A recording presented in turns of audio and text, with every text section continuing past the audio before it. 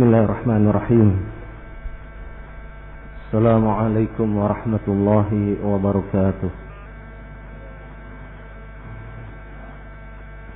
Innal hamdalillah nahmaduhu wa nasta'inuhu wa nastaghfiruh wa na'udzu billahi min shururi anfusina wa min sayyiati a'malina. Man yahdihillahu fala mudilla lahu ومن يضلل فلا هادي له أشهد أن لا إله إلا الله وحده لا شريك له وأشهد أن محمدا عبده ورسوله يا أيها الذين آمنوا اتقوا الله حق تقاته ولا تموتن إلا وأنتم مسلمون يا أيها الناس اتقوا ربكم الذي خلقكم من نفس واحدة وخلق منها زوجها وبث منهما رجالا كثيرا ونساء واتقوا الله الذي تساءلون به والأرحام إن الله كان عليكم رقيبا يا أيها الذين آمنوا اتقوا الله وقولوا قولا سديدا يصلح لكم أعمالكم ويغفر لكم ذنوبكم ومن يطع الله ورسوله فقد فاز فوزا عظيما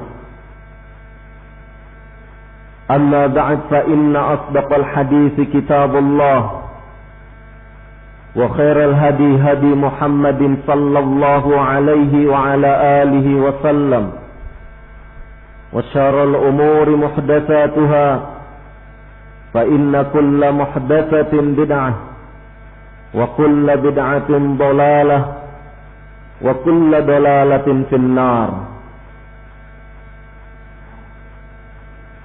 إخوة الدين أعزكم الله.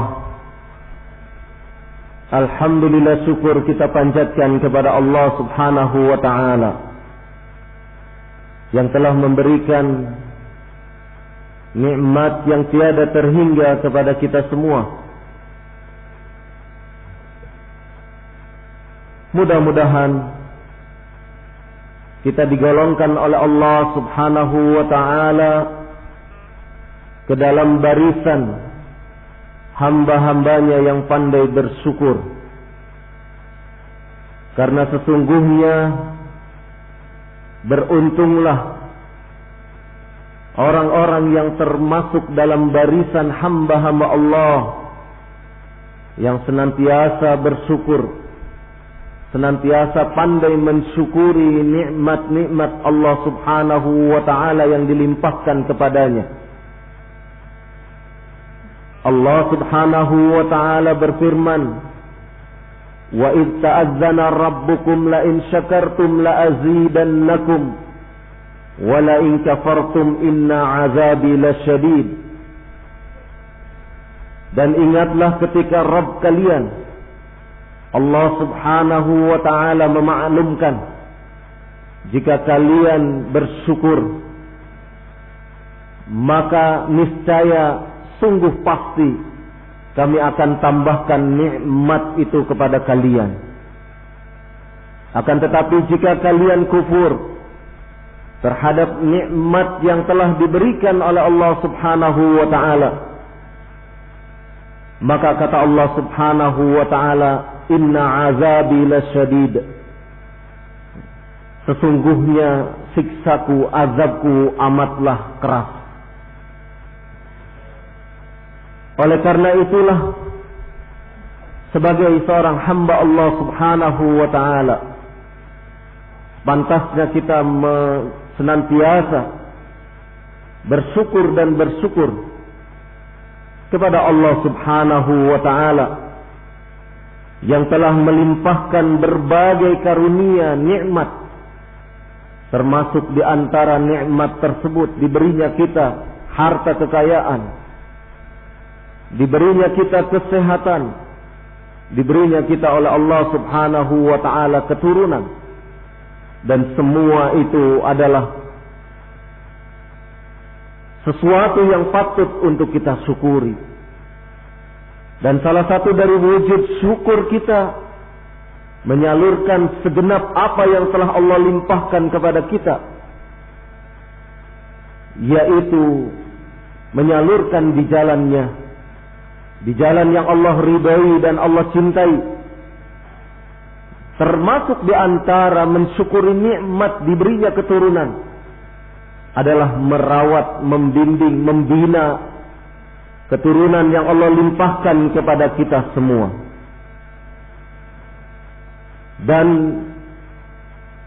ini adalah merupakan karunia yang patut untuk kita rawat dengan baik, kita didik dengan baik. Karena sesungguhnya manakala keturunan-keturunan yang Allah berikan kepada kita, yang Allah amanahkan kepada kita, tidak dididik, dibina secara baik, dibimbing dengan tuntunan yang benar, maka niscaya akan menjadi fitnah, ujian, cobaan bagi diri kita. Wal-iyadzu billah. Maka ikhwah fiddin a'azakumullah, sebagaimana kita ketahui bahwasannya Allah Subhanahu wa ta'ala mengaruniai kita keturunan adalah bukan semata-mata kemudian membiarkan. Kita semua akan dimintai pertanggungjawaban oleh Allah Subhanahu wa ta'ala tentang dikemanakan, dididik ke arah mana anak-anak yang telah diberikan oleh Allah Subhanahu wa ta'ala kepada kita.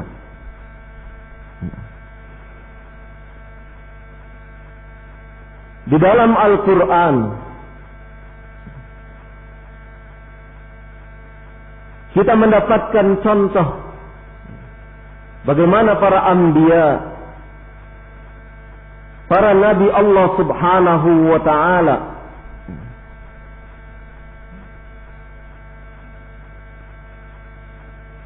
mendapati berinteraksi dengan para orang tuanya, atau sebaliknya, para anbiya sebagai orang tua berinteraksi dengan anaknya. Dan semua itu adalah merupakan bentuk kepedulian bahwasannya satu tujuan di dalam mengarahkan pendidikan anak. Kita lihat dalam kisah Nabi Ibrahim alaihissalatu wassalam, di mana Allah Subhanahu wa ta'ala mengungkapkan kisahnya di dalam surat Al-An'am ayat ke-74. Allah Subhanahu wa ta'ala berfirman, wa idh qala Ibrahimu li abihi azara attattakhidhu asnaman alihah inni araka wa qaumaka fi dhalalin mubin.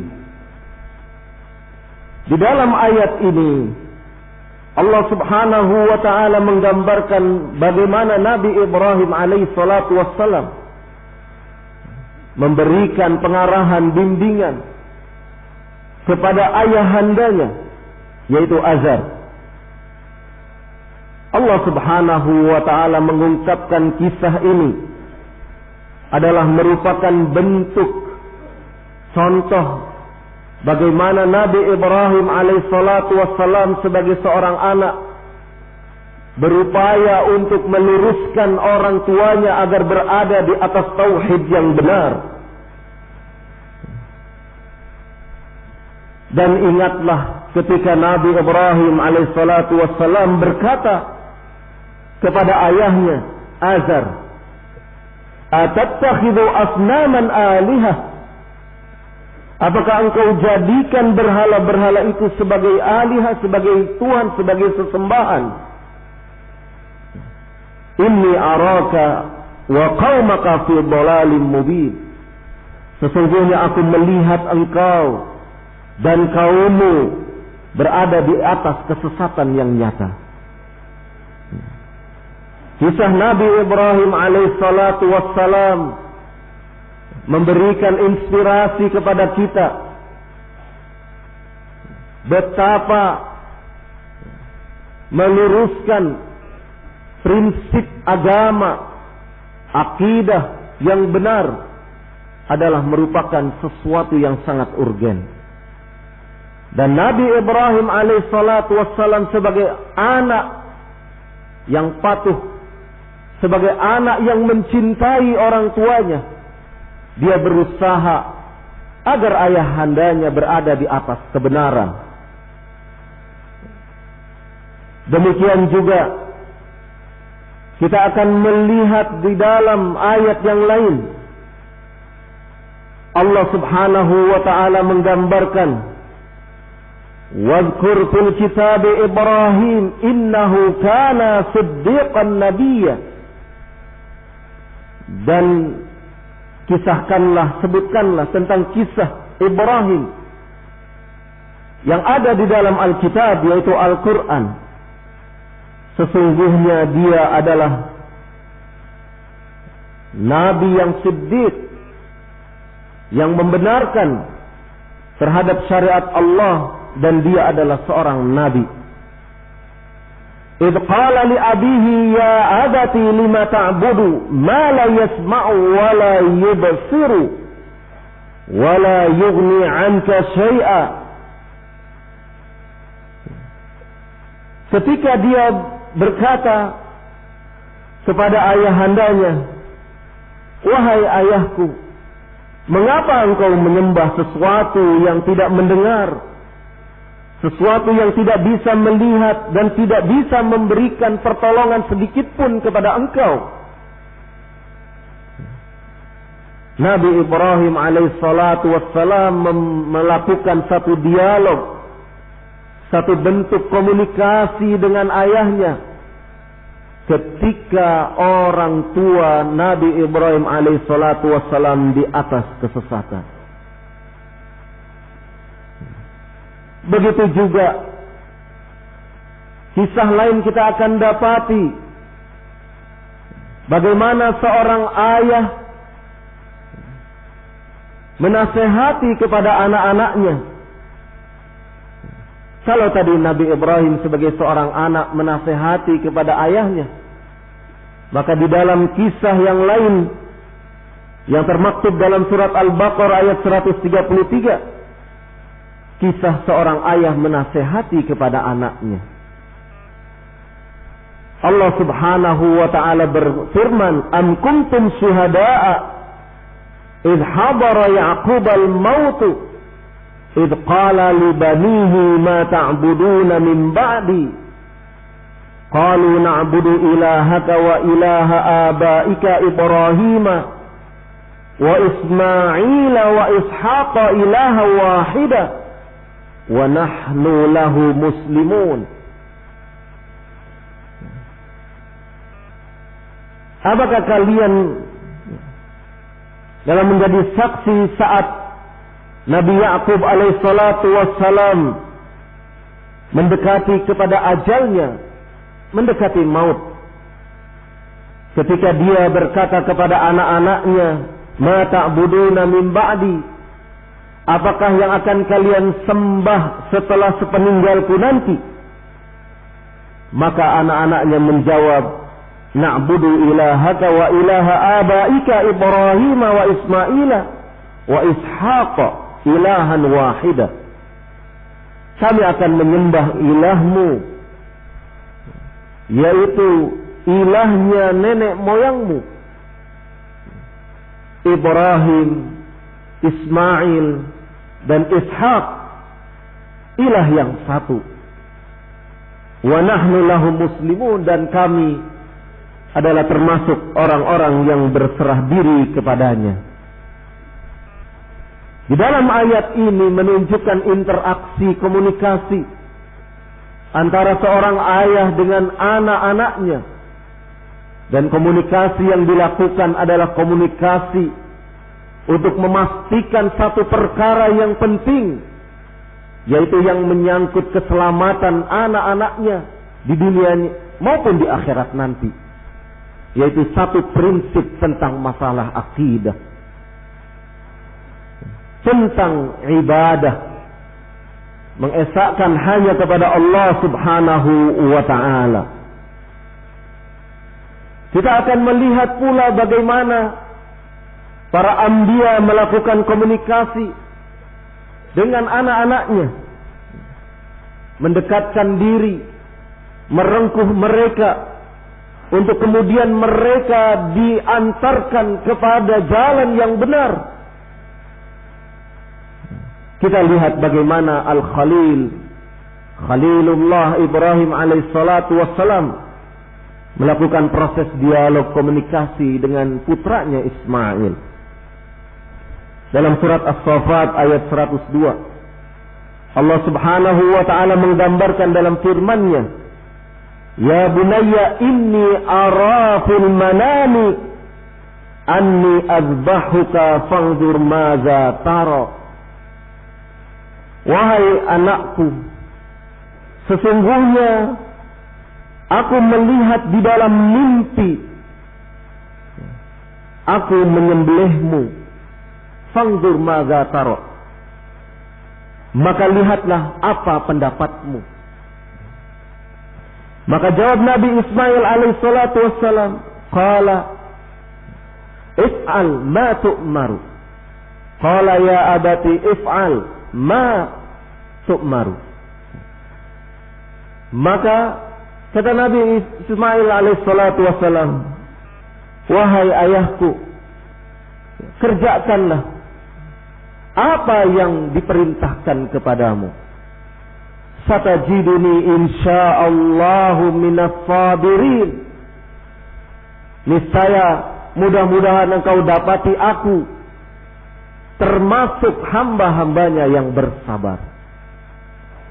Allah menggambarkan bagaimana hubungan yang sedemikian dekat antara seorang ayah dengan seorang anak, yang digambarkan dalam sebuah dialog dalam rangka untuk menaati Allah Subhanahu wa ta'ala.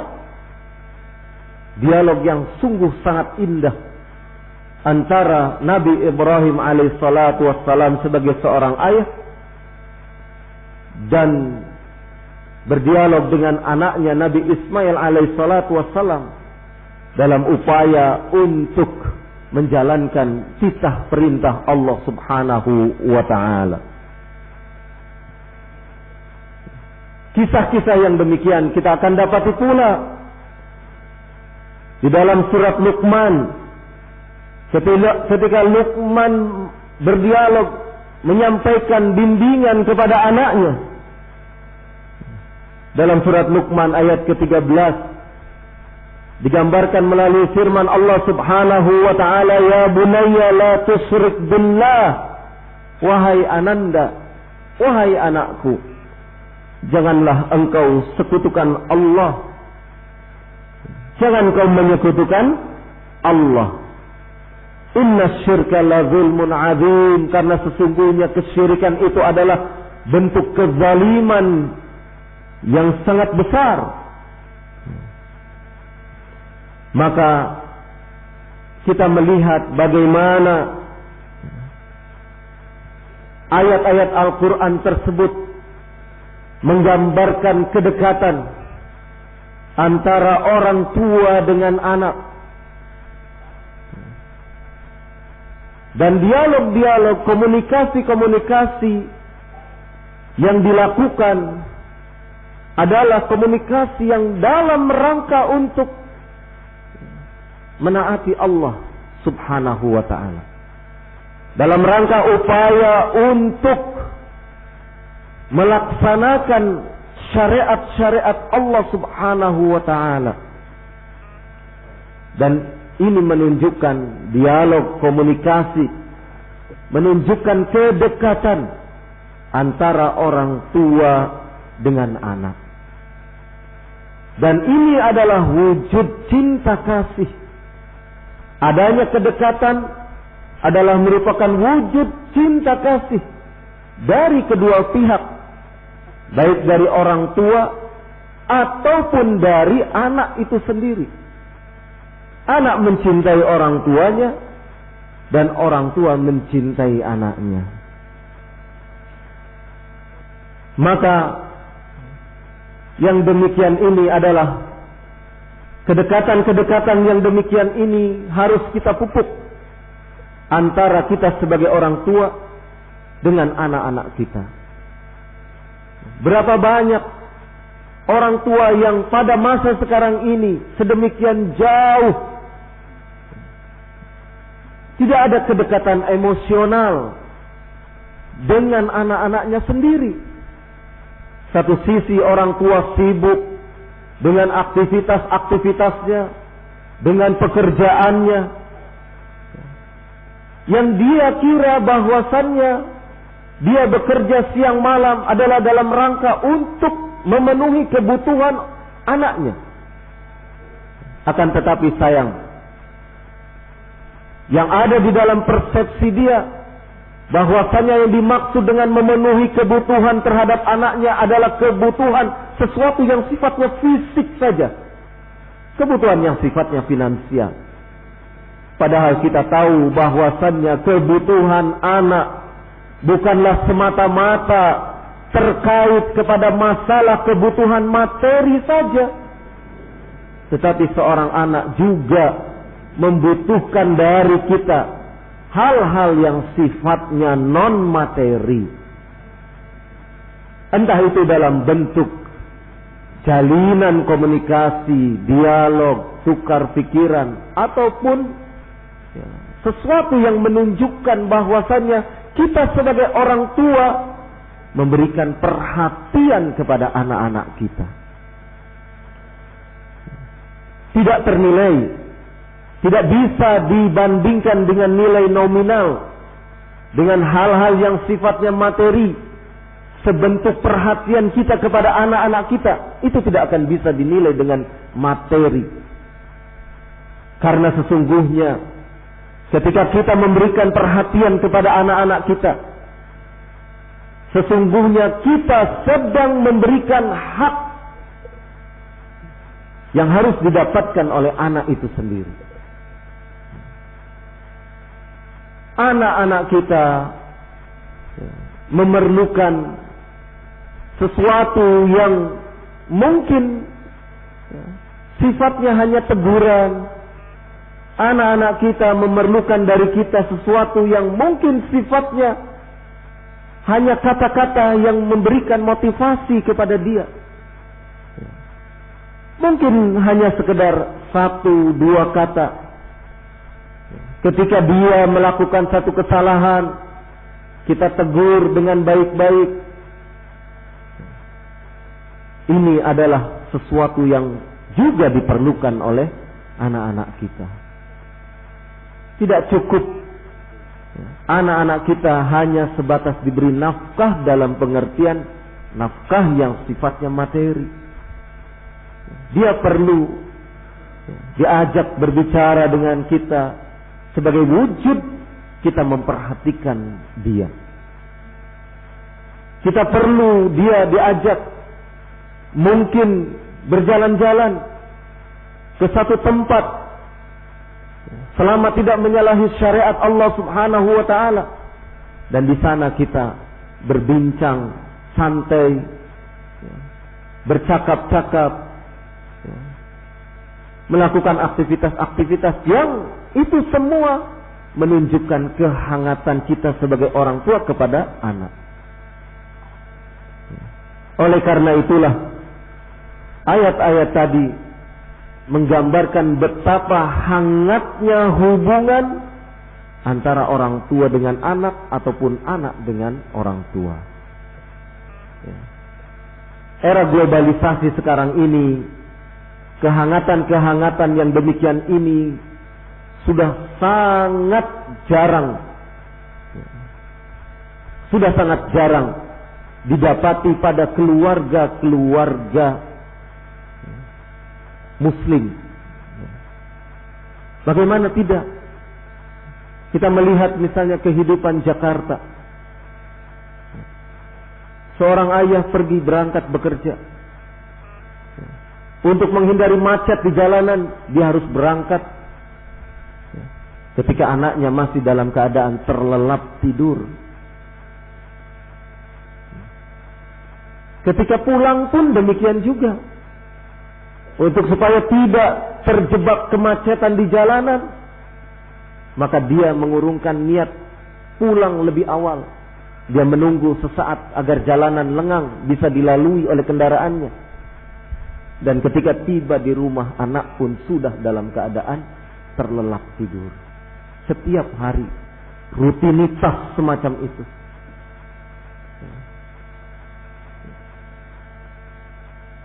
Sebenarnya apa tujuan dia mencari harta kekayaan? Sebenarnya apa tujuan dia mencari nafkah? Awal daripada dia berangkat bekerja adalah dalam rangka untuk membahagiakan keluarganya. Tetapi akibat dari rutinitas yang ada, yang demikian itu kemudian tidak didapatkan oleh keluarganya. Terjebak oleh kesibukan-kesibukan, aktivitas-aktivitas, sehingga kemudian anak pun lari dari keadaan rumah yang di situ tidak ada sentuhan-sentuhan kasih sayang.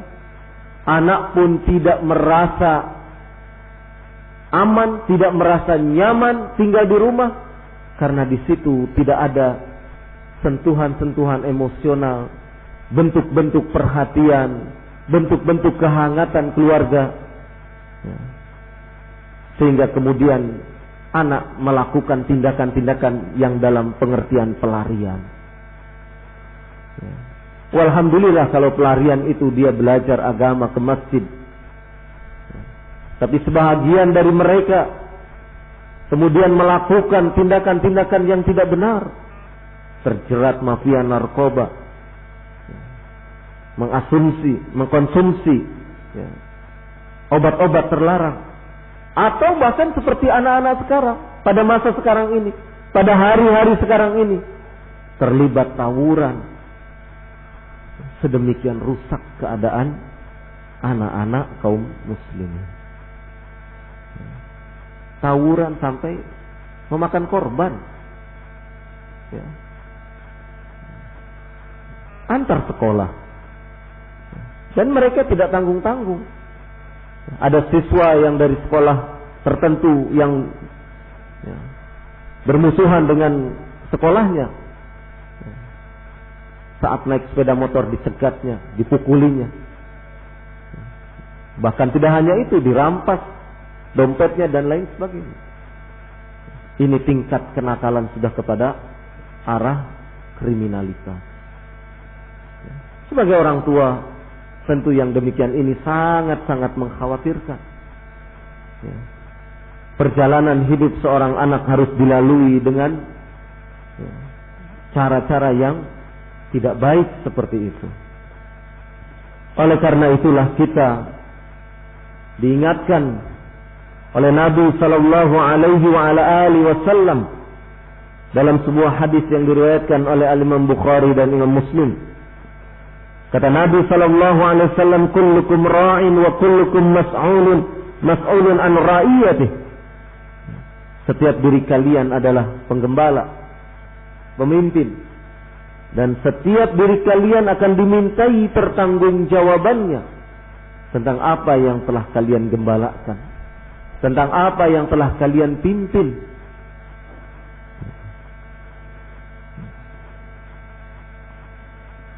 Fal imamul ladzi 'ala an-nasi ra'in wa huwa mas'ulun an ra'iyatih. Dan seorang imam yang memimpin sekian banyak manusia, dia adalah pemimpin, dan kelak dia akan dimintai pertanggungjawaban tentang apa yang dipimpinnya. Warajulu ra'in wa huwa mas'ulun an ra'iyatih. Demikian juga seorang laki-laki, seorang ayah, dia adalah pemimpin di dalam kehidupan rumah tangganya. dan kelak akan dimintai pertanggungjawaban atas kepemimpinannya. Maka sebagai wujud kasih sayang kita kepada anak-anak kita, hendaknya kepemimpinan kita di dalam rumah tangga itu benar-benar diwujudkan dengan sebaik-baiknya. Otoritas kita, kekuasaan kita sebagai orang yang berkuasa di dalam kehidupan rumah tangga itu harus benar-benar memberikan arah, irsyad, bimbingan kepada orang-orang yang kita pimpin. Entah istri kita, entah anak-anak kita. Beberapa kasus sering terjadi.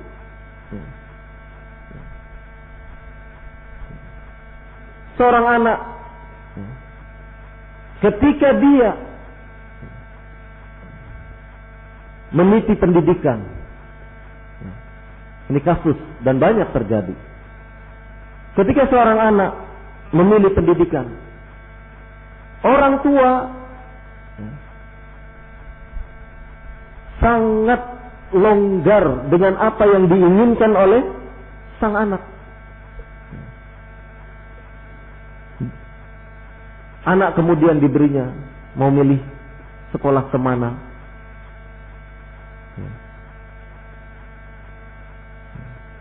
Karena melihat kalau ke pondok anaknya masih kasihan, masih kecil, ya sudah dimasukkan ke sekolah dasar. Anak memilih ke sekolah dasar, diikuti. Kemudian ketika dia lulus, orang tuanya berangan-angan, nantilah kalau setelah sekolah dasar akan dimasukkan ke pondok. Ternyata perkembangan kejiwaan anak lain, dan itu tidak terpantau oleh orang tuanya. Ketika si anak lulus dari sekolah dasar, perkembangan kejiwaannya, dia memiliki in-group dengan teman-teman sebayanya, teman-teman akrab, teman-teman dekat. Ketika telah lulus SD, orang tuanya, kita ke pondok saja, melanjutkan pendidikannya ke pondok. Anak ini mulai memberontak. Tidak, saya tidak mau ke pondok. Kenapa? Teman-teman saya mengajak ke SMP. Ini karena dia sudah memiliki in-group itu tadi, kedekatan dengan teman-teman. Sementara dengan orang tuanya agak jauh, karena selama ini orang tuanya sibuk, sehingga ikatan emosional antara dia dengan orang tuanya sangat rentan sekali.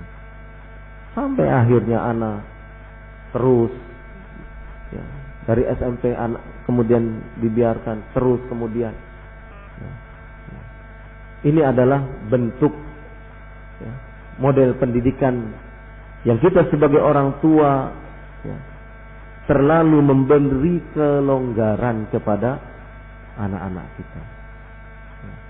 Meskipun mungkin kita sudah berupaya untuk mengarahkan anak-anak untuk belajar din, tetapi sekali lagi bahwasannya ketika keinginan-keinginan anak itu sekali kita tolerir, padahal keinginan itu adalah sesuatu yang amat mendasar bagi kelangsungan kehidupannya kelak,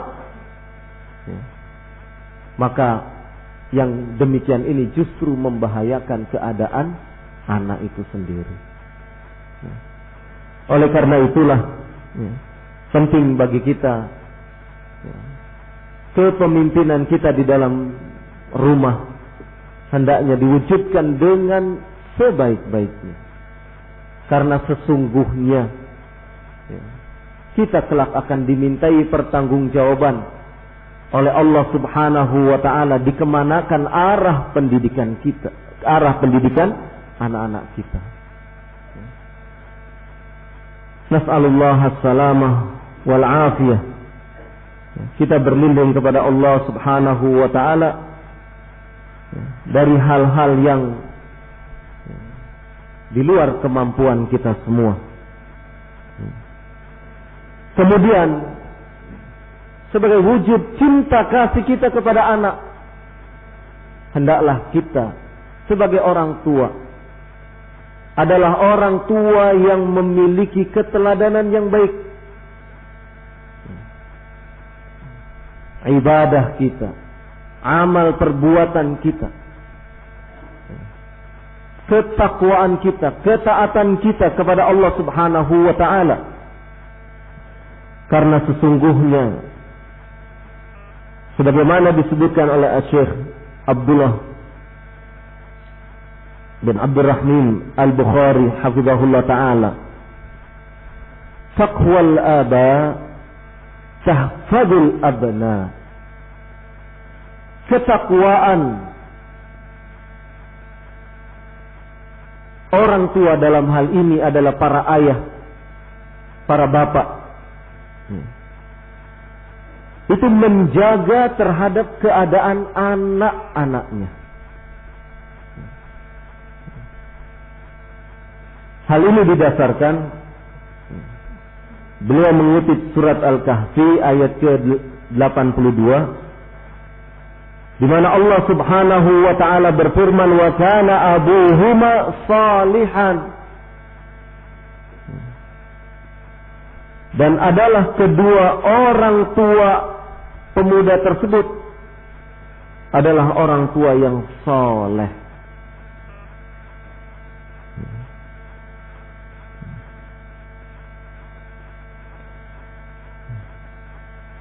Kata Syekh Abdullah Al-Bukhari hafizahullah ta'ala, hadhihi al-ayah al-azimatu fiha dalilun zahirun ala anna ar-rajula salihah yufadu fi dhurriyyatih.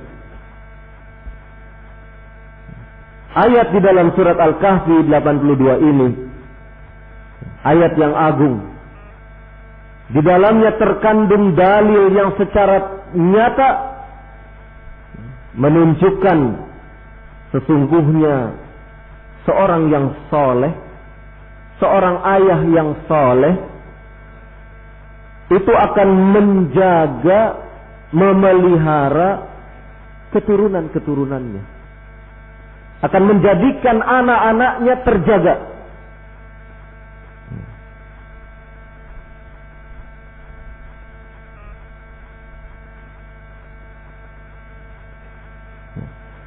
Oleh karena itulah ibadahnya orang tua harus dilakukan dengan ikhlas. Ketakwaannya kepada Allah harus ditingkatkan. Dan segala macam bentuk-bentuk kebaikan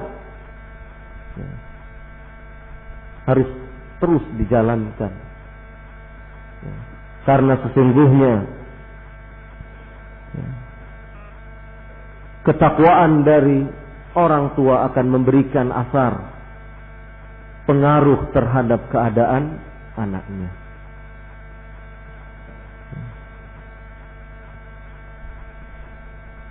Disebutkan oleh Sa'id bin Jubair rahimahullah dari Abdullah bin Abbas radhiyallahu anhuma, ketika membincangkan, ketika memberikan penjelasan tentang ayat wa kana abuhuma salihan, qala hufidha bisalahi abihima. Anak-anaknya dijaga lantaran kesolehan dari orang tuanya tersebut, dari kesolehan ayahnya. Menunjukkan betapa ketakwaan, kesolehan orang tua memberikan pengaruh yang sedemikian dalam kepada anak-anak kita. Bagaimana tidak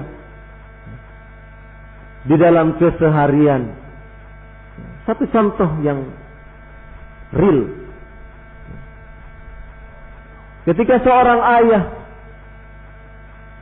yang benar-benar dia ingin menghidupkan sunnah Rasul sallallahu alaihi wasallam, setelah selesai sholat jamaah di masjid. Dia ingin menunaikan salat sunnah sebagaimana bimbingan Rasulullah sallallahu alaihi wasallam. Dia tunaikan salat sunnah tersebut di rumah.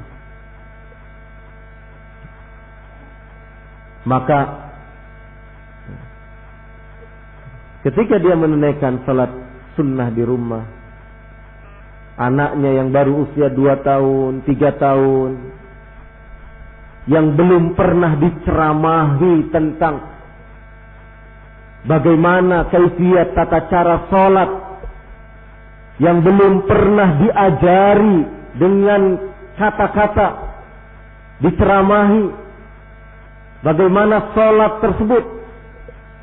Maka ketika orang tuanya salat di rumah, anak yang masih kecil ini, yang 3 tahun, ikut-ikutan. Ketika anak itu wanita atau laki-laki, ketika laki-laki diambilnya topi ayahnya, dipakainya. Ketika ayahnya sholat, dia ikut. Ketika ayahnya ruku sujud, dia pun ikut-ikutan. Meskipun gerakannya tidak sesempurna orang dewasa. Tetapi anak kecil yang baru usia 2-3 tahun ini sudah mampu menirukan gerakan-gerakan sholat sebagaimana dilakukan oleh orang tuanya.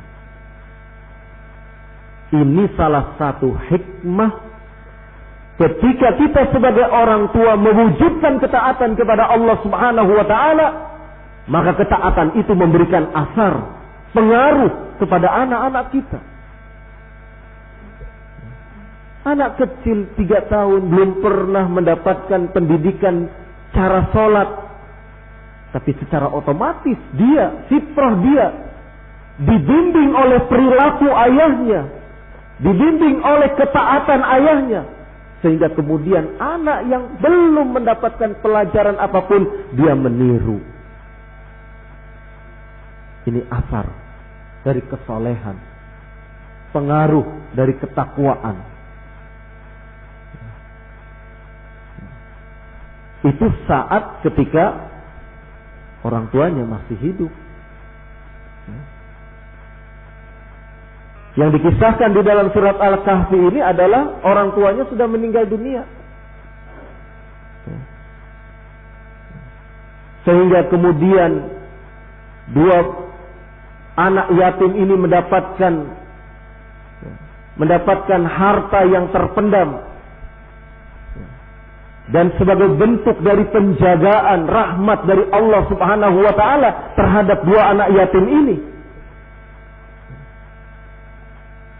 Kenapa Allah menjaganya? Kenapa Allah merahmatinya? Karena orang tuanya ketika hidup adalah termasuk orang tua yang saleh, yang takwa. Sehingga masalah rizki Allah yang menanggung terhadap 2 anak yatim ini. Ini manakala orang tua si anak tersebut meninggal dunia. Tetapi selama hidupnya orang tuanya dikenal sebagai orang yang saleh, yang bertakwa, yang taat kepada Allah Subhanahu wa taala. Oleh karena itulah, kalau kita memang benar-benar mencintai anak-anak kita, hendaklah kita menjadi hamba-hamba Allah yang ikhlas beribadah kepadanya. Karena pengaruh asar daripada keikhlasan itu tidak semata-mata kepada orang yang melakukan ibadah itu sendiri, tetapi akan memberikan pengaruh kepada anak keturunannya.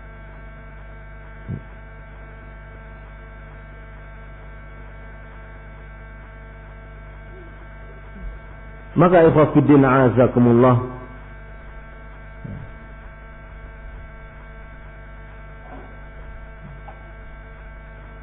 sahid daripada ayat anna salahal aba lahu ta'sirun alal abna,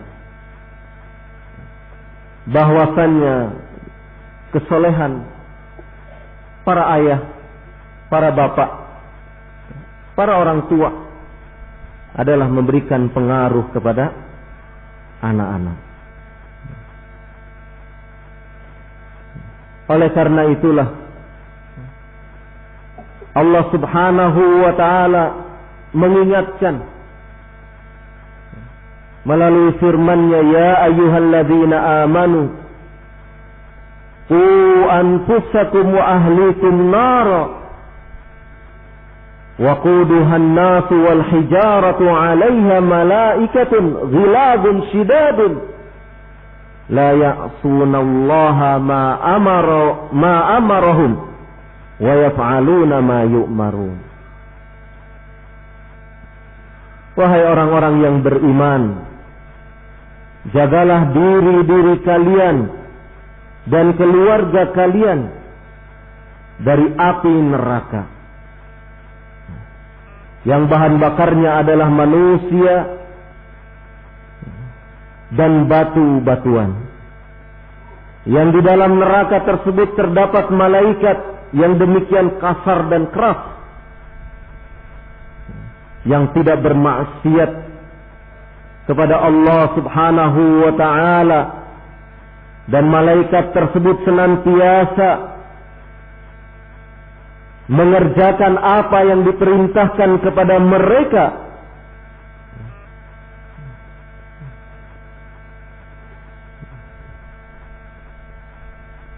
Dalam ayat ini, surat At-Tahrim ayat ke-6,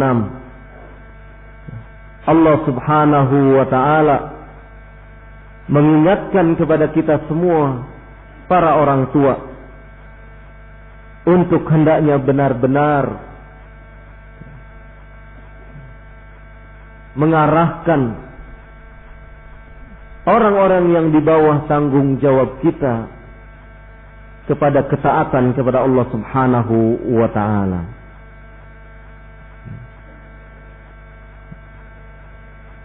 Di dalam ayat ini terkandung inqadhuhum minan nar,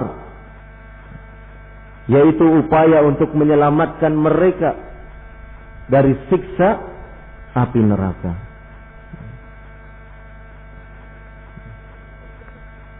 Ikhwafiddin a'azakumullah.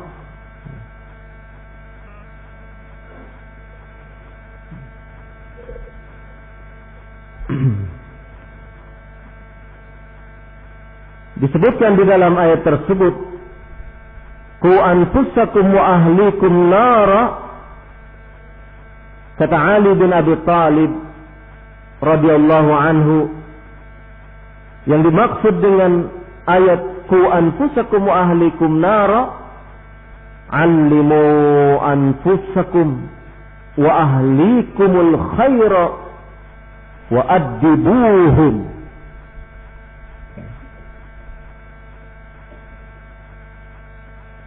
Ali bin Abi Thalib radhiyallahu anhu memberikan penjelasan tentang ayat ini. Hendaklah ajari diri-diri kalian dan keluarga-keluarga kalian tentang kebaikan, dan tentang ajari mereka tentang adab, pendidikan yang baik. Demikian juga disebutkan oleh Al-Hasan Al-Basri rahimahullah ketika menafsirkan surat At-Tahrim ini.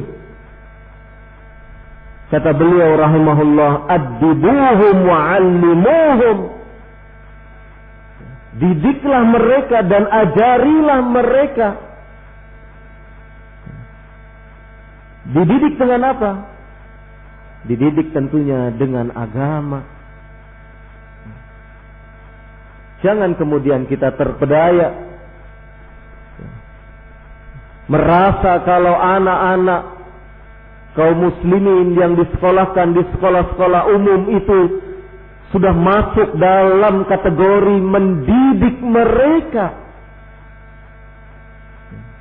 Jangan terpedaya. Karena sebagaimana yang kita lihat, betapa sekolah-sekolah yang ada sekarang tidak mengarahkan anak-anak kaum muslimin kepada ketaatan kepada sesuatu yang Allah perintahkan. Kalau dikatakan kan ada pelajaran agamanya, benar. Benar, anak-anak kaum muslimin dididik agama di sekolah-sekolah umum tersebut. Tetapi kita perlu tahu berapa jam anak-anak kaum muslimin itu dididik agama di sekolah tersebut. Dalam sepekan berapa jam? 2 jam? Atau mungkin 4 jam? Atau sekolah yang katanya sekolah di situ sekolah Islam, yang katanya pendidikan agama 50%, pendidikan umum 50%.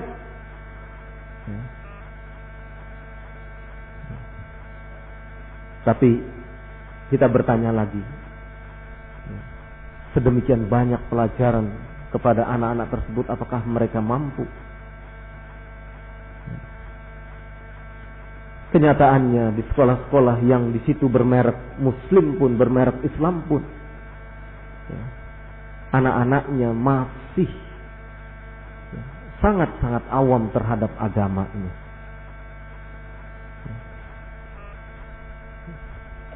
Berapa banyak kemudian anak-anak kaum muslimin yang mereka terjatuh kepada perbuatan-perbuatan maksiat karena lingkungan sekolah itu sendiri tidak mendukung untuk terlaksananya syariat-syariat Islam.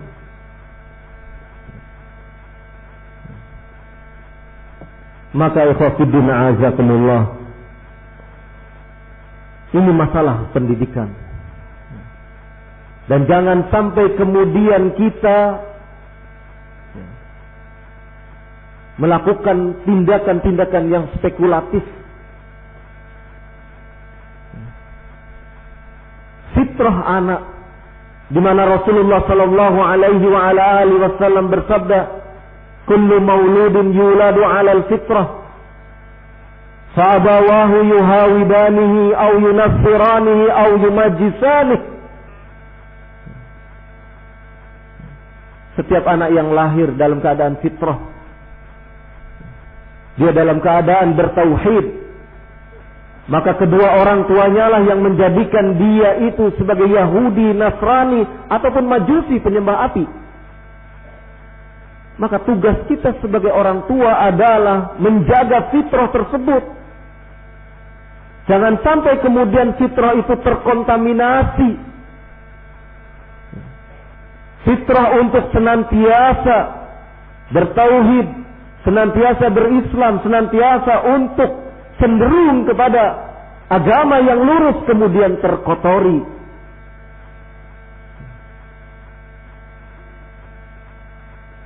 oleh pelajaran-pelajaran, oleh masukan-masukan yang lain. Maka amat sangat disayangkan manakala kita kemudian menyerahkan anak-anak kita kepada pengajar-pengajar yang kita sendiri tidak tahu akidahnya seperti apa, manhajnya seperti apa. Janganlah kita menjadi orang tua yang memiliki standar ganda. Saya katakan standar ganda. Kenapa? Kalau kita sebagai orang tua melihat ada pamflet pengajian, pamflet pengajian ini, ustadznya siapa ini? Wah, ustadznya hizbi. Kita sebagai orang tua mau untuk hadir di pengajian tersebut?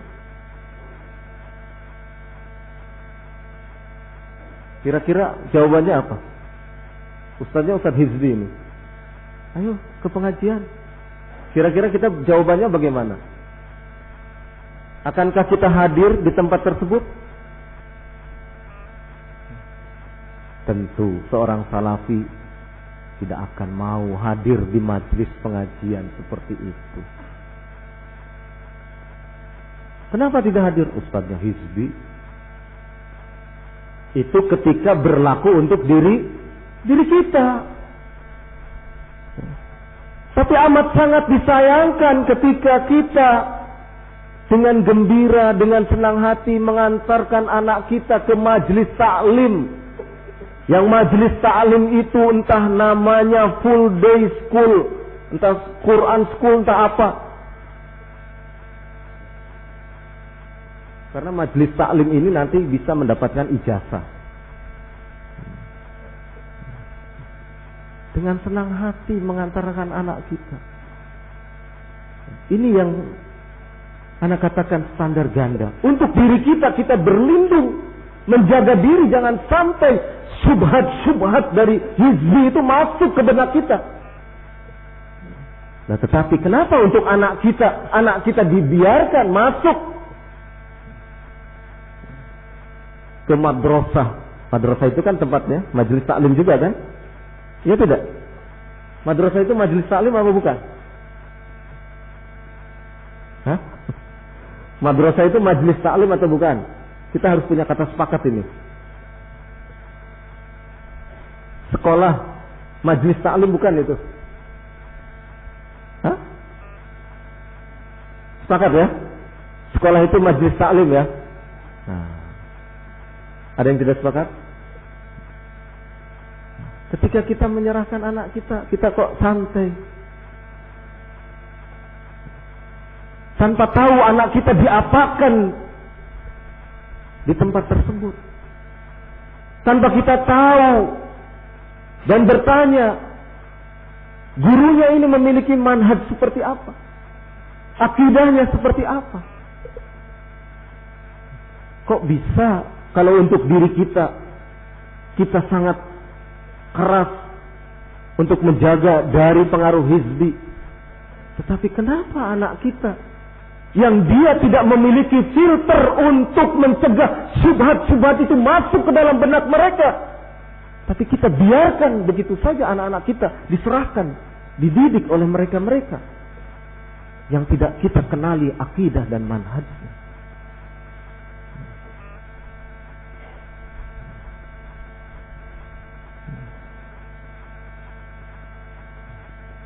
Qu anfusakum wa ahlikum nar.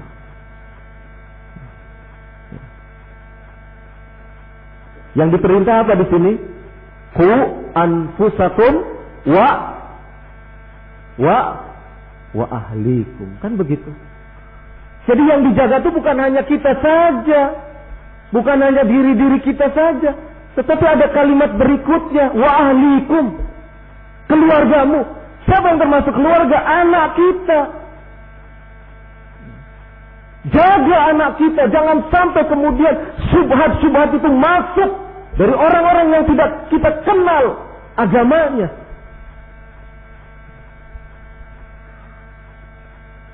Jangan kemudian kita melakukan standar ganda. Karena ini termasuk dalam proses penerapan ayat surat At-Tahrim ayat yang 6 ini.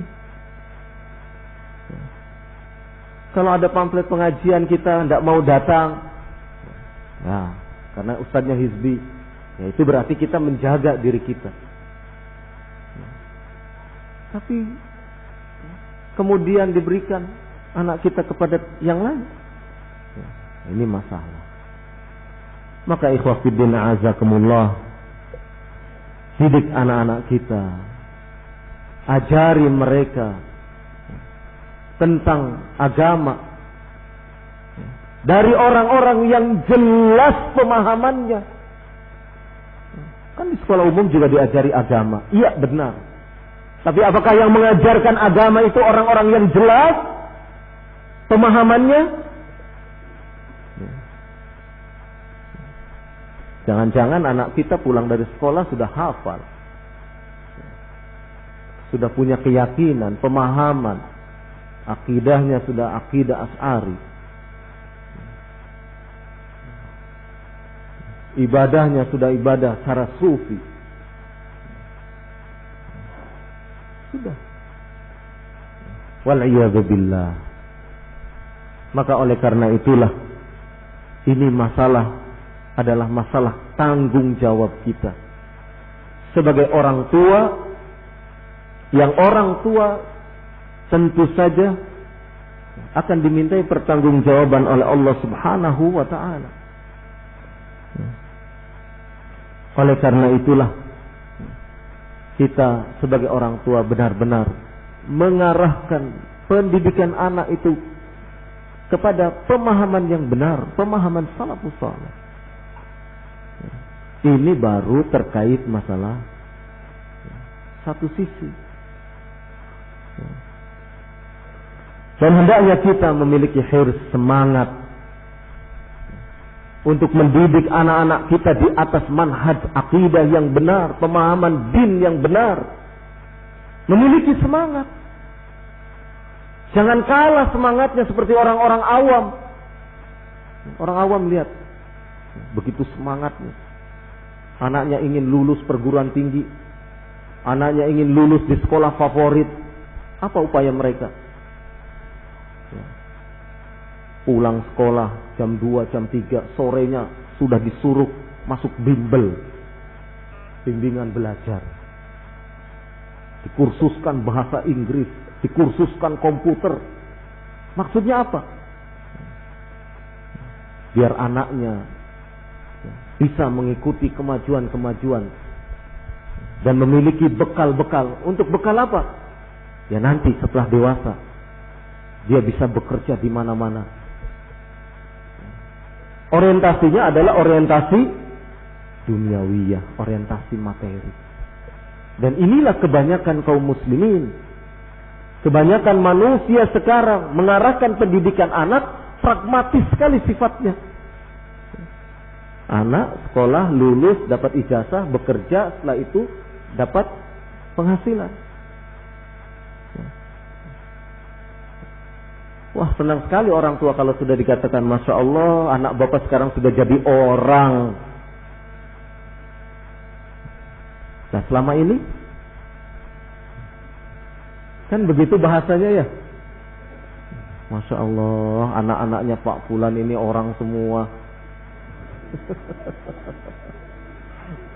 Sudah jadi orang semua katanya. Apa maksudnya?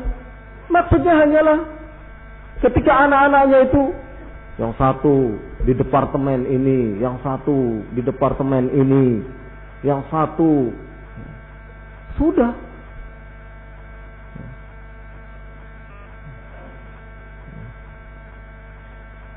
Tingkat kebanggaan itu hanya sebatas kepada dunia.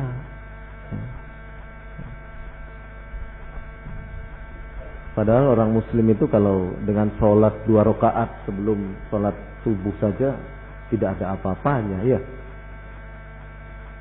Sholat 2 rakaat sebelum sholat subuh itu lebih baik daripada dunia dan seisinya. Kaya sekali jadi orang Islam menunaikan sholat 2 rakaat. Lebih baik daripada dunia dan seisinya. Lim Sui Leong kalah.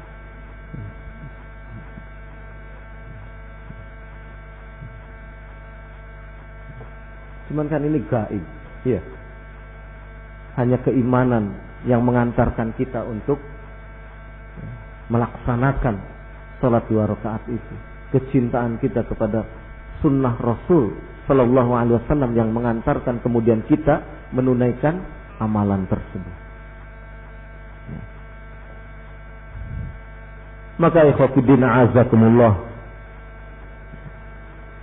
ini adalah tugas kita sebagai orang tua.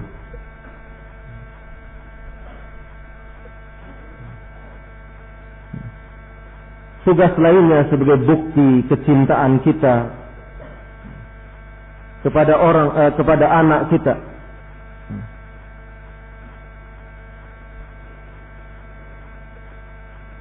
adalah kita mendoakan anak-anak kita.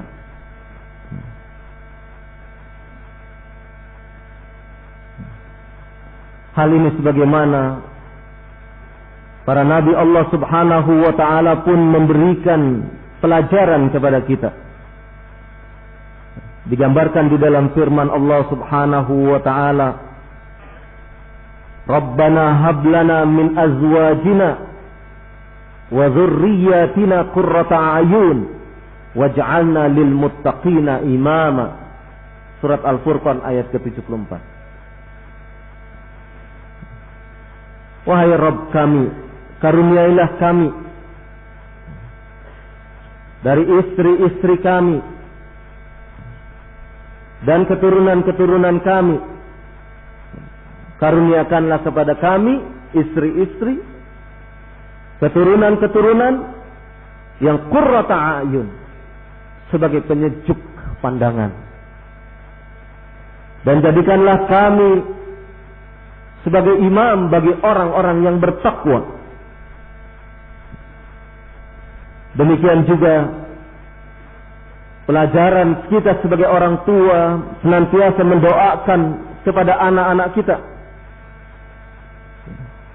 Nabi Zakaria memberikan contoh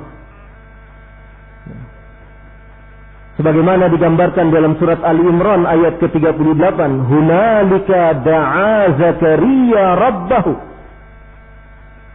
Di sanalah Nabi Zakaria berdoa kepada Rabbnya. Qala rabbi habli min ladunka dzurriyyatan thayyibah innaka sami'ud du'a. Berkata Nabi Zakaria, wahai Rabbku, karuniailah aku dari sisimu dzurriyyatan thayyibatan, keturunan yang baik.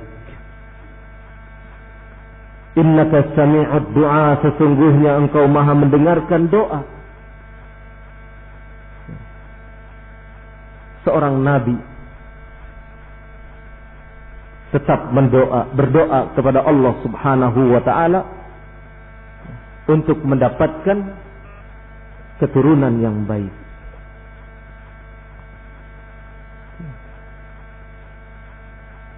Demikian juga diungkapkan bagaimana Nabi Zakaria dengan suara yang lemah lembut, nidaan khafiyan, menyeru kepada Rabbnya dengan berdoa, Rabbi inni wahanal azmu minni wasta'ala ar-ra'su syaiban. Wahai Rabbku, sesungguhnya aku ini, tulang belulangku ini telah lemah.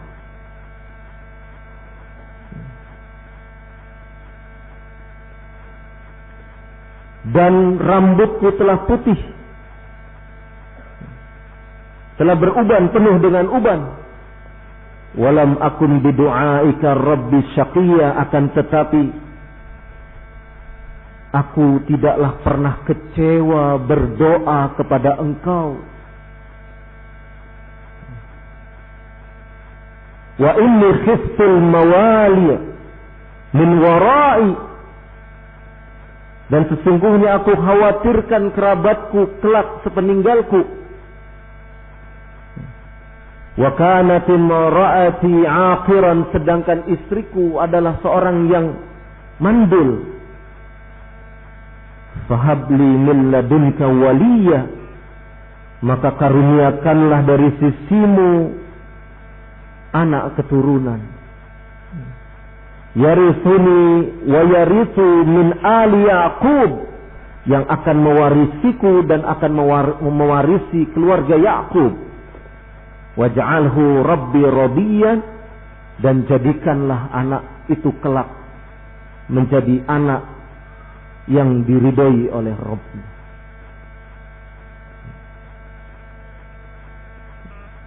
Nabi Zakaria tidak pernah berputus asa dalam berdoa.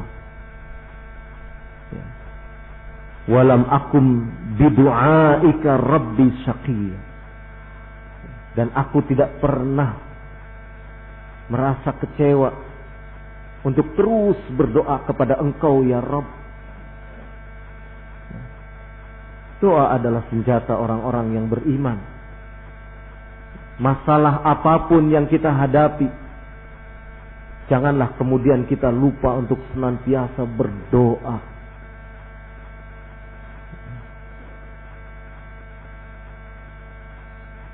Dan janganlah kemudian kita menganggap, oh anak-anakku sudah di pondok. Karena sesungguhnya hati manusia dibolak-balikkan oleh Allah Subhanahu wa ta'ala. Oleh karena itu kita sebagai orang tua tetap harus terus mendoakan anak-anak kita. Meskipun pada saat ini anak-anak kita berada di lingkungan yang baik, tetap kita jangan sampai melupakan untuk senantiasa mendoakan mereka. Karena sungguhnya hati manusia ada di antara dua jari jemari Ar-Rahman.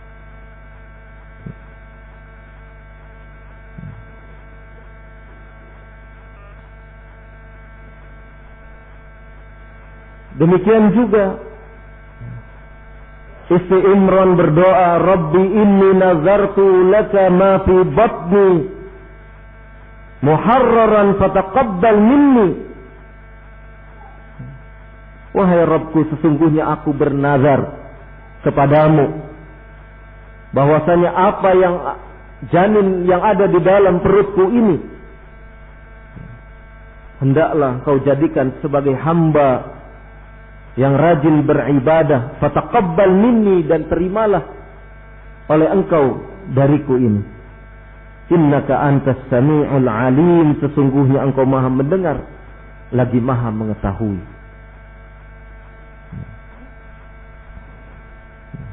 Surat Ali Imran ayat ke-35.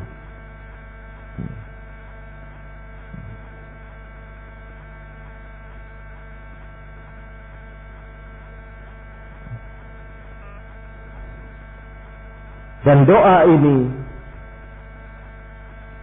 adalah sesuatu yang menunjukkan ketaatan kita kepada Allah Subhanahu wa ta'ala, karena ad-doa mukhul ibadah. Karena doa itu adalah merupakan otaknya ibadah. Dan wujud kita sebagai orang tua yang taat kepada Allah tentu tidak melupakan doa kepada anak-anaknya.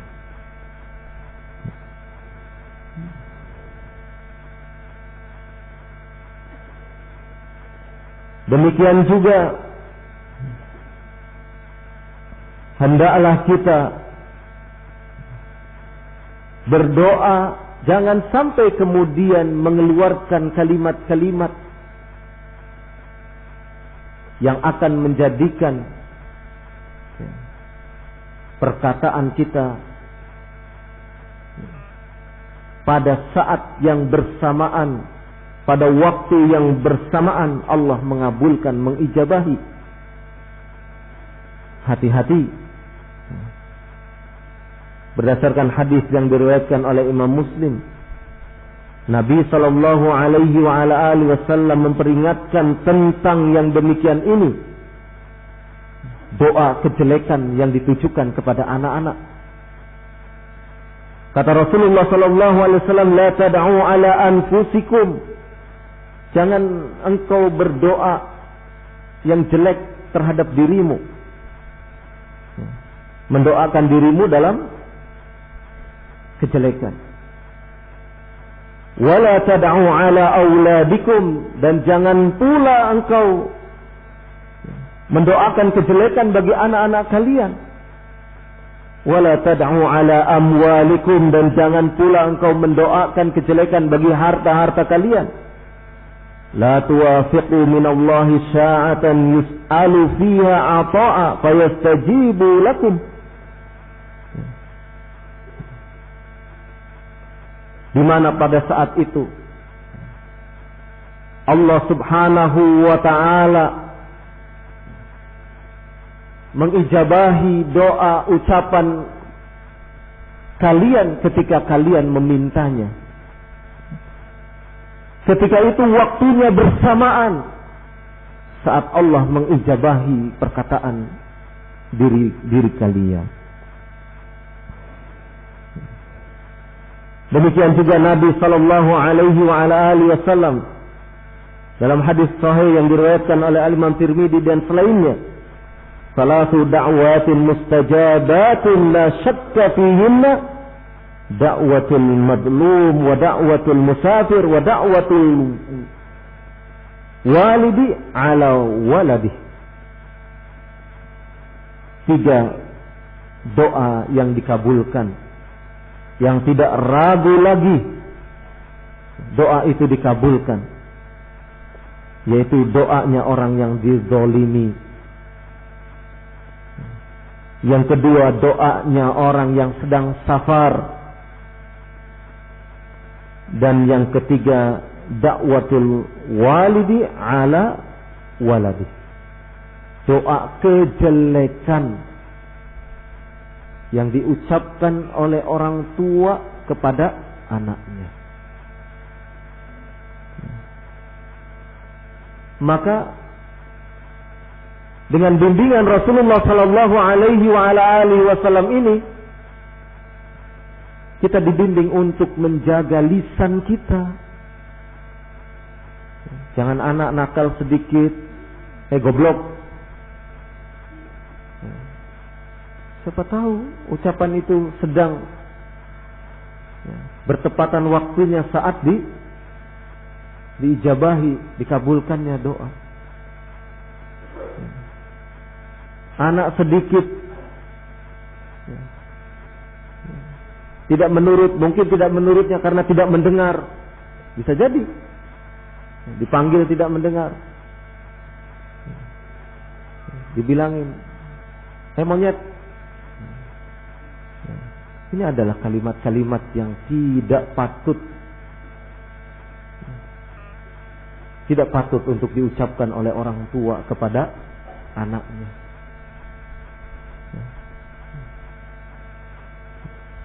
Apalagi sampai menyebutkan iblis. Wa'iyadzubillah.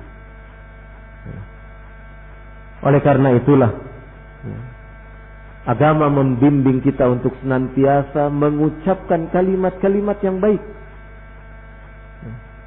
Karena itu tadi, doa kita sebagai orang tua adalah termasuk dari 3 doa yang dikabulkan oleh Allah Subhanahu wa ta'ala. Terlebih itu adalah doa yang terkait masalah mendoakan kejelekan kepada anaknya.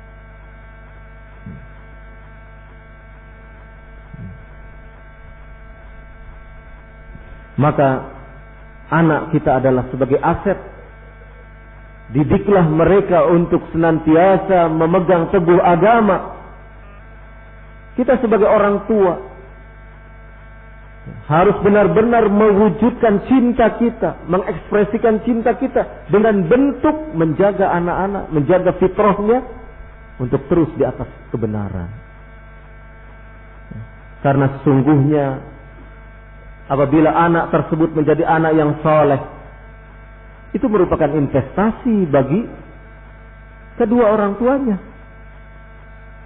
Akan memberikan kebaikan kepada orang tuanya manakala anak yang kita didik, anak yang soleh. Apalagi dia sampai mendoakan kita di saat kita sudah tidak ada lagi di dunia ini. Ini merupakan bentuk tabungan akhirat yang sangat-sangat berharga. Nabi SAW pernah bersabda, "Idza matal insanu in qata'a 'amaluhu illa min salas." Apabila anak Adam, manusia mati, meninggal dunia, maka terputuslah amalnya kecuali yang 3. Shadaqatin jariyatin, sedekah yang terus mengalir sebagai amal jariyah, amal yang terus dipetik hasilnya. Aw ilmin yuntafa'u bih, atau ilmu yang bisa dimanfaatkan, ilmu yang bermanfaat. Aw waladin salihin yad'ulah, dan yang ketiga adalah anak soleh yang senantiasa mendoakan orang tuanya. Tidakkah kita menginginkan anak-anak kita menjadi anak-anak yang soleh, yang kemudian dengan anak yang soleh itu terus mendoakan kita. Dan Nabi sallallahu alaihi wa ala alihi wasallam pernah bersabda dalam sebuah hadis yang dikeluarkan oleh Ibnu Majah di dalam sunannya, hadis dari Abi Hurairah radhiyallahu anhu. Hadis ini disahihkan oleh Syekh Muhammad Nasiruddin Al-Albani. Nabi sallallahu alaihi wasallam bersabda, "Innar rajula la turfa'u darajatuhu fil jannah." Sesungguhnya ada seorang laki-laki yang ditinggikan derajatnya ketika di dalam surga. Fayaqul, maka laki-laki itu bertanya, "Anna li hadza?" Atas dasar apa saya ini seperti memiliki ditinggikan derajatnya di dalam surga. Fayuqalu, maka dikatakan kepada laki-laki tersebut, bistighfari waladika lak. Itu semua karena istighfar, permohonan ampun anakmu untuk dirimu. Anaknya senantiasa memohonkan ampun bagi orang tuanya, memohonkan ampun kepada Allah Subhanahu wa taala bagi orang tuanya. Tidakkah kita menginginkan anak-anak kita kelak berbuat seperti ini kepada kita di saat kita sudah tidak lagi hidup di alam dunia ini? Maka sudah menjadi tugas kewajiban kita untuk senantiasa membimbing anak-anak kita ke dalam bimbingan yang benar, bimbingan yang dituntunkan oleh Allah dan Rasul-Nya. Yang perlu juga kita ingat sebagai bentuk cinta kita kepada anak-anak kita, dengan cinta inilah kita ingin menepis segala malapetaka, yaitu tentunya cinta kita kepada anak kita didasari oleh tuntunan syariat yang benar yang dituntunkan oleh Rasulullah sallallahu alaihi wa ala alihi wasallam. Di antara amalan yang harus kita lakukan yaitu hendaknya kita berada di atas kesolehan dan ketakwaan sebagaimana yang telah dibahas tadi. Dan di antara bentuk agar doa kita dikabulkan oleh Allah, agar kita memiliki ketakwaan yang baik, jangan lupa nafkahi anak-anak kita dari nafkah yang halal, dari nafkah yang baik-baik. Allah Subhanahu wa taala berfirman, "Ya ayyuhar rusul, kulu minat thayyibati wa'malu shalihan." Qauluhu ta'ala, Allah Subhanahu wa taala berfirman, "Wahai para rasul, makanlah oleh kalian minat thayyibat, dari segala sesuatu yang baik, wa'malu shalihan, dan beramallah kalian dengan amal yang saleh." Firman Allah Subhanahu wa taala, "Kulu minat thayyibat," makanlah oleh kalian dari segala sesuatu yang baik-baik, ay minal halal, maksudnya adalah dari sesuatu yang halal. Demikian disebutkan oleh Syekh Shalih Fauzan hafizahullahu taala di dalam kitab Syarah Arba'in An-Nawawiyahnya. Kata Syekh Shalih Fauzan hafizahullahu taala, "At-tayyibu huwal halalu." Segala sesuatu yang baik itu adalah yang halal. Wal khabithu huwal haramu. Adapun segala sesuatu yang jelek itu adalah sesuatu yang haram. Wallahu amara bil akli minat tayyibati. Dan Allah Subhanahu wa taala telah memerintahkan kepada kita untuk makan dari sesuatu yang baik-baik. Ay minal mubahat, artinya dari segala sesuatu yang dibolehkan oleh syariat. Wa naha 'anil akli minal haram wal khaba'ith. Dan Allah Subhanahu wa taala telah melarang kita dari melahap sesuatu yang haram dan jelek. Tsumma zakara ma yatarattabu 'ala aklil halal. Kemudian Allah Subhanahu wa taala menyebutkan akibat dari makan makanan yang halal dengan firman-Nya wa'malu salihah. Fa aklul halali yu'inu 'alal 'amali salih. Karena memakan makanan yang halal itu akan mengarahkan seseorang untuk bisa melakukan perbuatan-perbuatan saleh. Wa yaj'alul 'amala salihah mutaqabbala, dan menjadikan amal yang saleh itu kemudian menjadi amal yang diterima oleh Allah Subhanahu wa taala. Wa ammal aklul haram, adapun seseorang yang makan yang haram atau makan dari sumber yang haram, fa innahu yuthabbitu wa yukassilu 'anil 'amali salih. Maka sesungguhnya dampak dari makan makanan yang haram tersebut akan menjadikan dia orang yang malas beramal saleh. Ini asar makanan, asar dari asal makanan yang haram akan memberikan pengaruh dampak kepada pelakunya. Apa itu? Dia malas, loyo untuk melakukan amal saleh.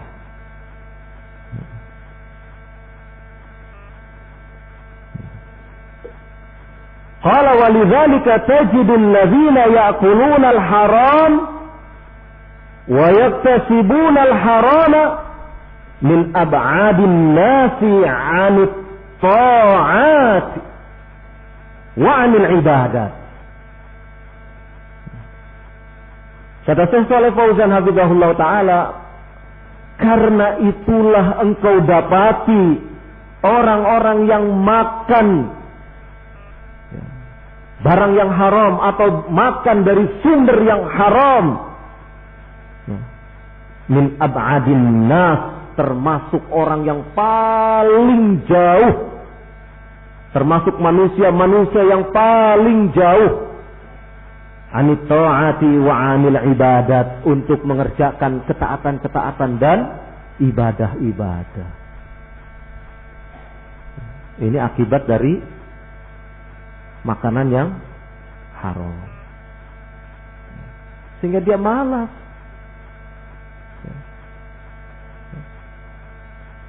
untuk melakukan ketaatan, malas untuk ibadah. Kenapa demikian? Kata Syekh Shalih Fauzan hafizahullah taala, wa aqsalin nasi 'anis shalawat, maka manusia pun kemudian malas untuk menunaikan salat yang 5 waktu. Li'annal harama thaqula fi butunihim wa qulubihim, karena sesungguhnya makanan yang haram itu telah memberatkan pada perut-perut mereka dan hati-hati mereka. Wal a'yadu billah.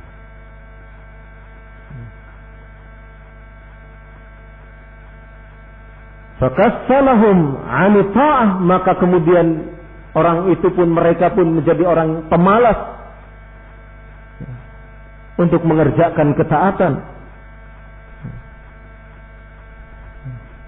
Bi khilafil ladzi yataghazza bil halal, berbeda dari orang yang memakan sesuatu yang halal.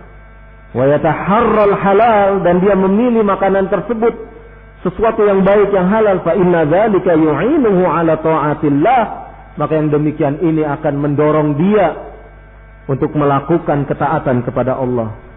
Wa yulyinu qalbahu wa yuraqqiquh, dan akan melembutkan, melunakkan hatinya untuk menerima ayat-ayat Allah, untuk menerima syariat-syariat Allah, untuk bisa menunaikan apa yang diperintahkan oleh Allah dan Rasul-Nya.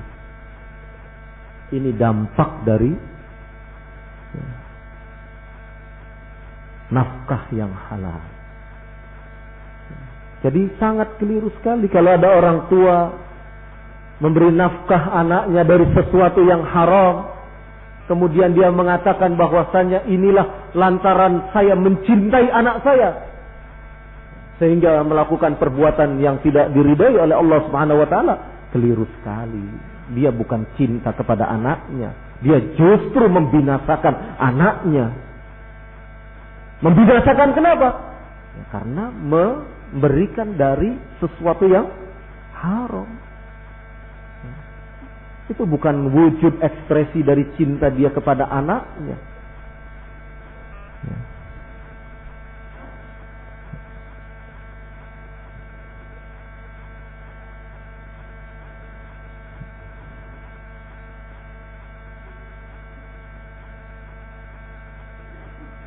Maka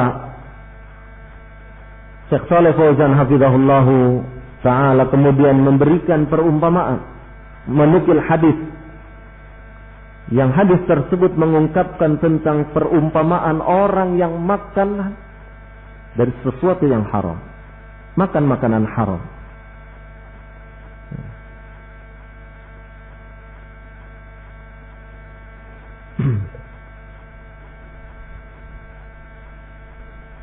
Yaitu hadis yang dikeluarkan oleh Imam Muslim di dalam kitab sahihnya. Thumma zakara ar-rajula yutilu as-safara ash'atha aghbara yamuddu yadayhi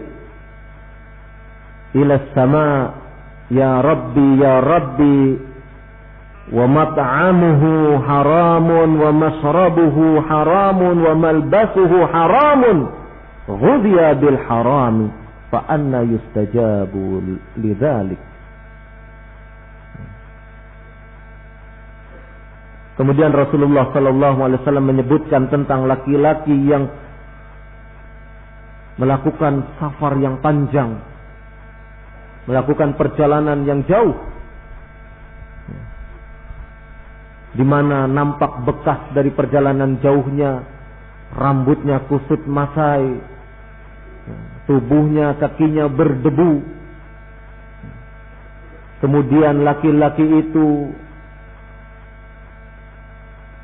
membentangkan tangannya ke atas langit, menengadahkan tangannya ke atas langit, seraya berdoa, ya Rabbi, ya Rabbi. Sementara makanan yang dia makan adalah sesuatu yang haram, minuman yang dia reguk adalah sesuatu yang haram, baju yang dia kenakan adalah dari sesuatu yang haram, dan dia hidup dari segala sesuatu yang haram. Bagaimana mungkin kemudian Allah Subhanahu wa ta'ala mengabulkan tentang doanya?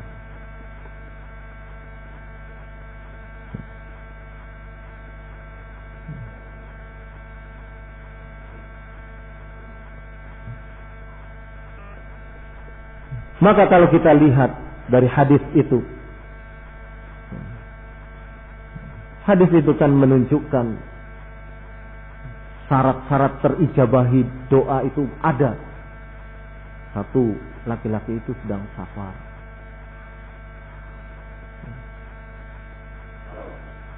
Yang kedua, dia mengucapkan asma wa sifat. Yang ketiga, dia menengadahkan tangan.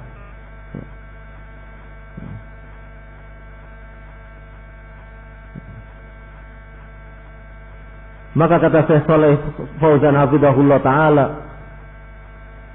fa'indahu asbabun liqubulid du'a. Pada laki-laki itu sebenarnya ada yang menjadikan sebab-sebab terkabulnya doa. Wa indahu mani'un min qubulid du'a, akan tetapi kemudian terhalang terkabulnya doa tersebut. Ammal asbabu, adapun sebab-sebabnya, al-awwal yamuddu yadaih, dia menengadahkan tangannya, menghamparkan tangannya. Wa maddul yadaini fid du'a min asbabil istijabah, dan orang yang membentangkan tangannya ke atas langit adalah termasuk dari salah satu sebab dikabulkannya doa. Yamuddu yadaihi ila sama, dia membentangkan tangannya ke atas langit, menengadahkan tangannya ke atas langit. Limadza yamuddu yadaihi ila sama? Mengapa dia tengadahkan tangannya ke atas langit? Ke langit. Isyaratun ila uluwillahi subhanahu wa ta'ala. Ini merupakan isyarat kepada ketinggian Allah subhanahu wa ta'ala. Lianna Allah jalla wa ala fis sama. Karena sesungguhnya Allah subhanahu wa ta'ala berada di atas langit. Wa fi hadza masru'iyatu raf'il yadaini fid du'a. Dan di dalam hadis ini pun disyariatkannya mengangkat kedua tangan ketika berdoa. Wal aslu fid du'a'i raf'ul yadain. Dan hukum asal daripada berdoa adalah mengangkat kedua tangan. Illa madalla dalilu ala annahu la turfa'u fihil aidi, kecuali ada dalil yang menyatakan tidak diangkatnya tangan, fala turfa, maka janganlah kemudian kita mengangkat tangan. Yang kedua, kata Syekh Shalih Fauzan hafizahullah taala, yaqul, laki-laki itu menyebutkan, mengucapkan ya Rabbi, yatawassalu ilallahi birububiyatihi. Laki-laki itu melakukan tawassul kepada Allah dengan menyebutkan rububiyahnya. Wa hadza minat tawassulis wa hadza minat tawassulil masru'i. Dan ini adalah termasuk tawassul yang disyariatkan. Fatawassulu ilallahi bi asma'ihi wa sifatihi wa rububiyatihi min asbabil ijabah. Maka bertawasul, ketika kita berdoa dengan cara bertawasul kepada Allah dengan menyebut asma, nama-nama Allah dan sifat-sifatnya dan rububiyahnya, ini termasuk dari sebab-sebab dikabulkannya doa. Asalis yang ketiga, annahu asy'atha aghbara fi halatin rafsah, dia dalam keadaan lusuh, laisa indahu kibrun, dan tidak ada padanya kekibiran, kesombongan.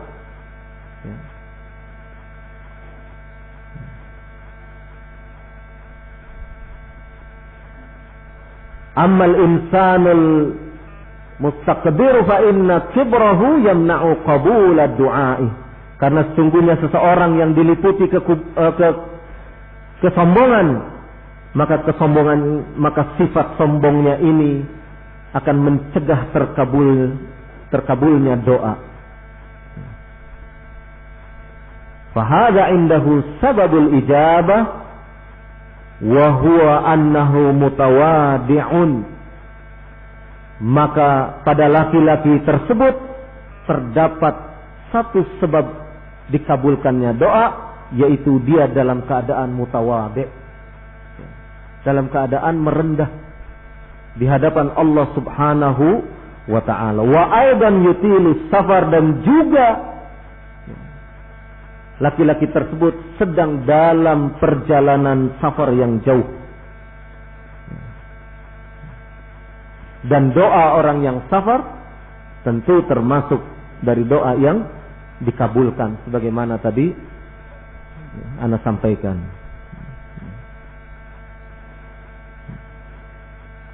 Maka ikhwatiddin azakumullah, memberikan sesuatu yang halal, memberikan sesuatu yang baik, at-thayyibat, kepada anak-anak kita itu adalah wujud cinta kita kepadanya. Hendaklah kita berhati-hati dalam masalah harta kekayaan ini. Jangan sampai kemudian apa yang masuk ke mulut istri kita, anak-anak kita dari sesuatu yang tidak halal. Karena sesungguhnya yang demikian itu akan membinasakan, akan menjadikan petaka bagi kehidupan keluarga.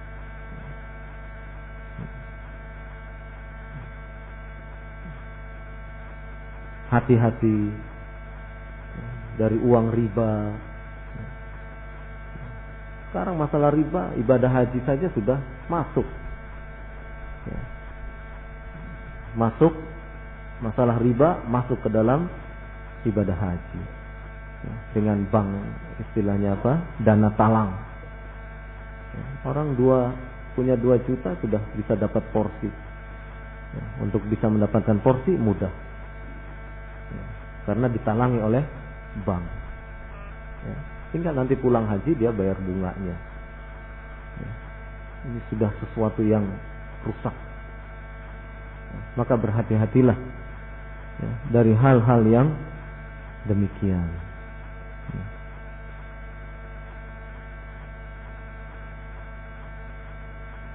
Karena itulah seseorang yang berdoa kepada Allah, dia harus mengerjakan sebab-sebab yang akan menjadikan doa itu terkabul. Dan dia pun harus meninggalkan, menjauhi sebab-sebab yang akan menjadikan doa tersebut tidak dikabulkan oleh Allah Subhanahu wa ta'ala. Di antara doa tersebut adalah asupan materi yang diberikan kepada istri dan anak-anak kita adalah dari sesuatu yang haram. Wal'iyadzubillah. Maka ikhwafiddin azakumullah, ini adalah merupakan cermin bentuk kasih sayang kita. Berusaha untuk terus mendapatkan sesuatu yang halal. Walaupun mungkin dengan kerja keras upaya kita sedikit tapi halal, itu lebih baik daripada banyak didapat dari sesuatu yang haram. Inginnya kita idealnya banyak dan halal, kan begitu. Idealnya seperti itu.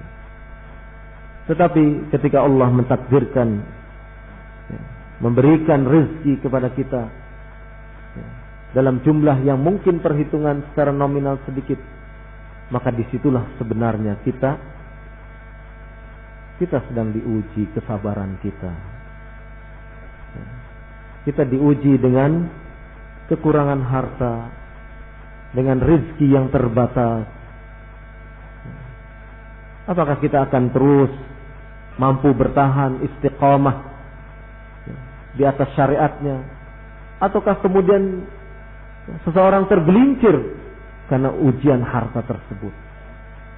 Dan lebih daripada itu, ingatlah bahwasannya nafkah yang kita cari, nafkah yang kita dapatkan itu akan berpengaruh besar kepada anak-anak kita. Kaitannya akan sangat erat dengan proses pendidikan anak-anak kita. Dan ketika kita berbicara proses pendidikan terhadap anak-anak kita, itu kaitannya sangat erat dengan masa depan anak-anak kita. Mudah-mudahan Allah Subhanahu wa ta'ala melindungi kita dari kebinasaan, dari malapetaka. Allah Subhanahu wa ta'ala mudah-mudahan menjaga kita, keluarga kita, dan Allah Subhanahu wa ta'ala menyelamatkan diri kita, keluarga kita dari hal-hal yang akan menjadikan kita merugi di dunia maupun di akhirat nanti. Mungkin ini saja dulu yang bisa Anda sampaikan pada kesempatan pagi siang hari ini. Mudah-mudahan bermanfaat dan diambil faedahnya untuk kemudian bisa kita amalkan di dalam kehidupan kita sehari-hari. Apabila ada tutur kata yang tidak patut, tidak berkenan di hati antum semua, saya mohon maaf yang sebesar-besarnya. Wallahu a'lam bissawab. Subhanakallahumma wa bihamdik, asyhadu an la ilaha illa anta, astaghfiruka wa atubu ilaik. Wa sallallahu ala nabiyyina Muhammad walhamdulillahi rabbil alamin.